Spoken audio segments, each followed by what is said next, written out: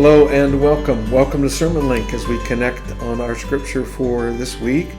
And of course, we are as Christians in the middle of Holy Week, a very important time as we follow through the events of the last days of Jesus' life. Today, Thursday, as we're posting this, it is Holy Thursday, and many Christian communities are sharing worship online, of course, as we are at Powell United Methodist Church. And then tomorrow, Good Friday, we'll also be having worship in the evening, as many, again, Christian communities are, again, online. And then Sunday, of course, is Easter Sunday. And how different all of this is, and Easter will be this week as we connect virtually and electronically and through social media and by way of internet, because of the mandate to be separated and physically apart as we continue to respond to this pandemic. The good news of that is, of course, our efforts are paying off. That's what they tell us, as you know, that curve is starting to level out, and that's good news. But it's a struggle for us, especially as we come to the cornerstone of our faith, the resurrection of Christ, and how we are to do that as we try to maneuver through this technologically savvy way, I suppose, of connecting. We who are part of the SermonLink, of course, have done it this way throughout, and we're going to do that again today as we look forward now to the resurrection text, the passage from John's Gospel in the 20th chapter. Let me read it as we hear it, and then we'll reflect on it together. Early on the first day of the week, while it was still dark, Mary Magdalene came to the tomb and saw that the stone had been removed from the tomb.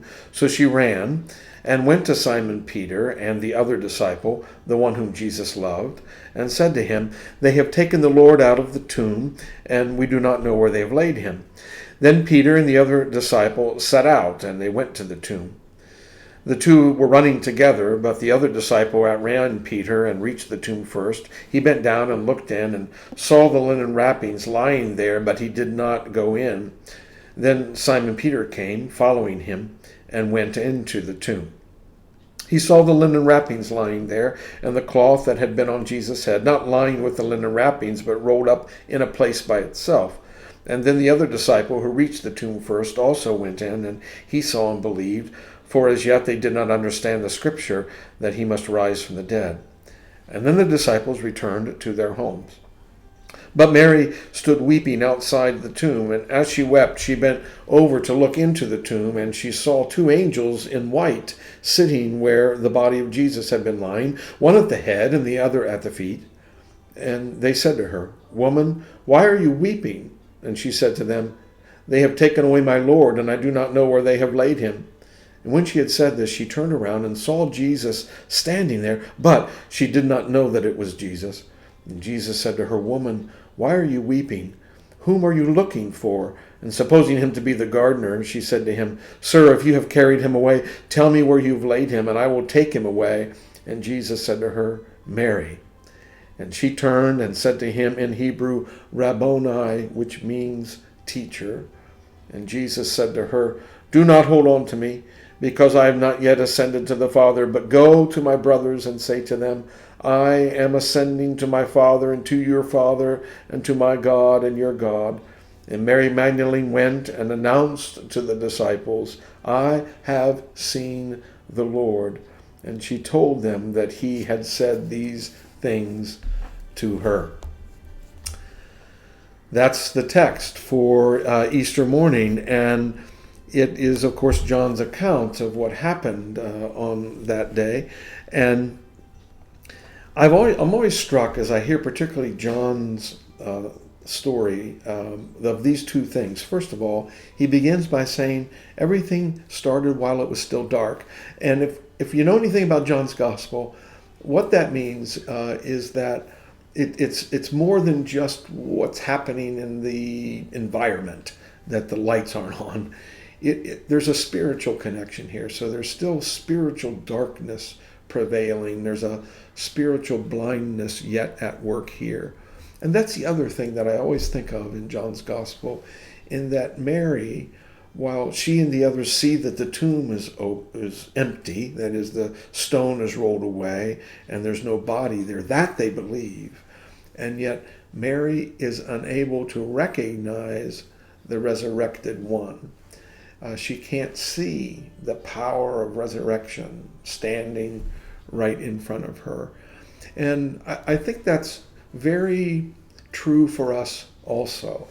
We know what we believe, what we want to believe, and yet often we just don't see it, even when the power of resurrection is right in front of us. What we know well is the reality of death, just as they did, as they went to the tomb.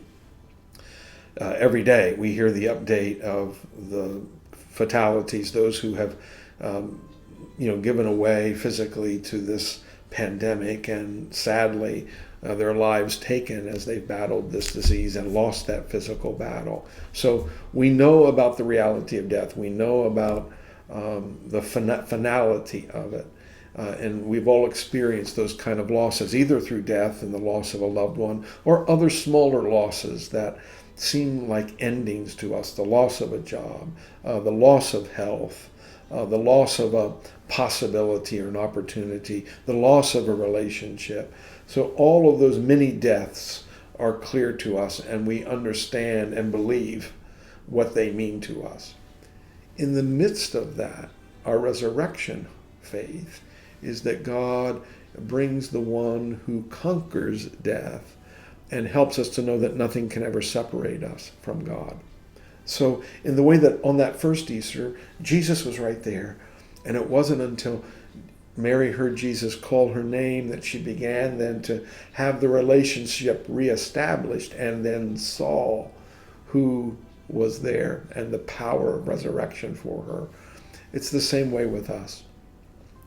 It's my belief that time and time again, God places right in front of us, even in the midst of loss and death and grief and sadness, the power of resurrection. Perhaps it's right there in that one who loves us, a family member, a close friend, a companion, a partner in life who is right there and represents for us one of the ways in which resurrection power is impacting us. Maybe it's the beauty of the natural world. Many of us are very much aware of how beautiful this spring is thus far, with some gorgeous days and flowers and blooms coming. That's the sign, isn't it, of new life, of resurrection power. And then in our faith, how many times are we comforted by our faith? Are we lifted up with an experience that goes beyond our words to capture, but makes clear that we are not alone, that God is with us and lifting us.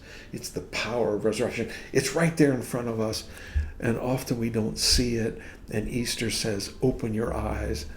It's right there. He's right there. Christ lives so that you will live.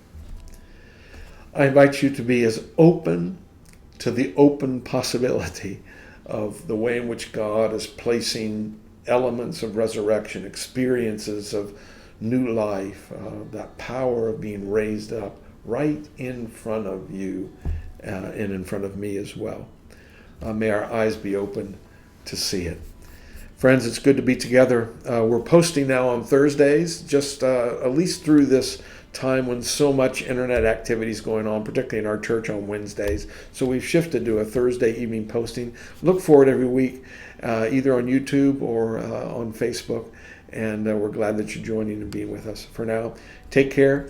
Know that God's with you, and that the power of resurrection is at work in your life. Until next time, God's blessings. Take care.